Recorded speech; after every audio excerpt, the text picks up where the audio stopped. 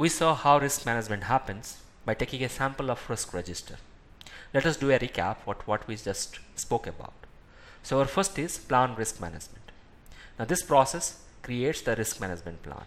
In this plan, you will have risk governance parameter, risk management methodology, the probability scale, impact scale, and the acceptable limit for the risk score.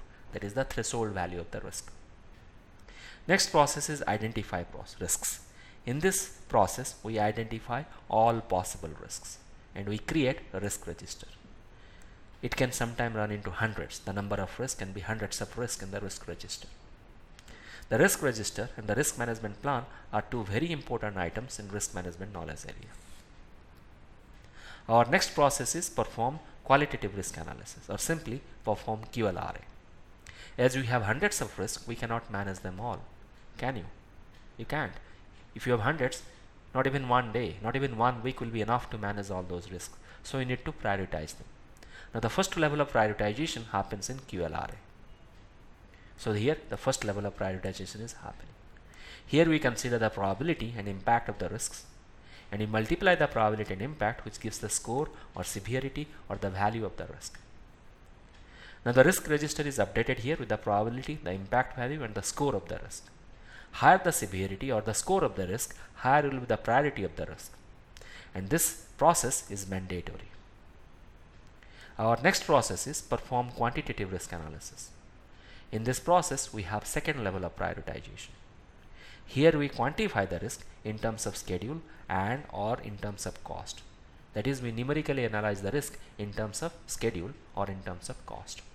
As we saw in our previous video, we are speaking about 10 days impact or 15 days impact, $14,000 impact with respect to cost, or $8,000 impact with respect to cost, like that.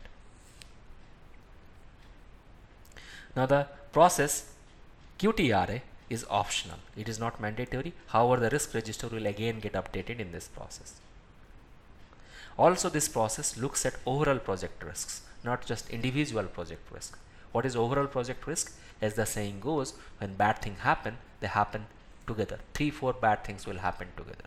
Similarly, risk is also happening similarly.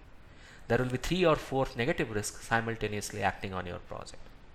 So that is what you are looking at. You are not looking at individual risk, you are looking at the overall risk, overall project risk, and also you are looking at if 3-4 risks are acting simultaneously, what will be the impact on the overall project objective. Now this process, as I said, compared to QLRA, QTRA is optional because this is expensive, time consuming. You need sophisticated project management or risk management software. Someone with very good understanding on statistical analysis and sampling should be using it. So in many small projects, which is not critical, you do not go through QTRA process.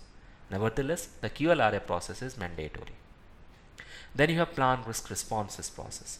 In this process, we plan for the responses of the risk so as to bring the risk score into acceptable limit or below the risk threshold value. Again, here the risk register is updated with risk response actions. So we'll have strategies, various strategies for positive or negative risks. We'll have risk actions, and also we'll have action owners.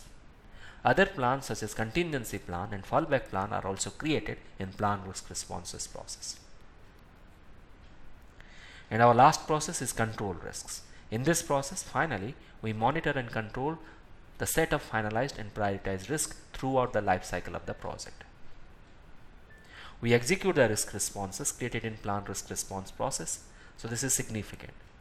The risk response plan is created in plan risk responses with the strategies, actions owner, but the execution of that response plan happens in control risk process.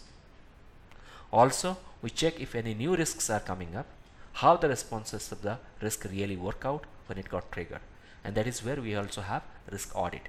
Did our response work out properly or not? So we have another yogic tip here.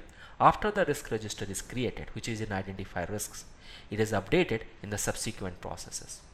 That is, it is updated in perform QLRA, perform QTRA, in plan risk responses, as well as in control risks process.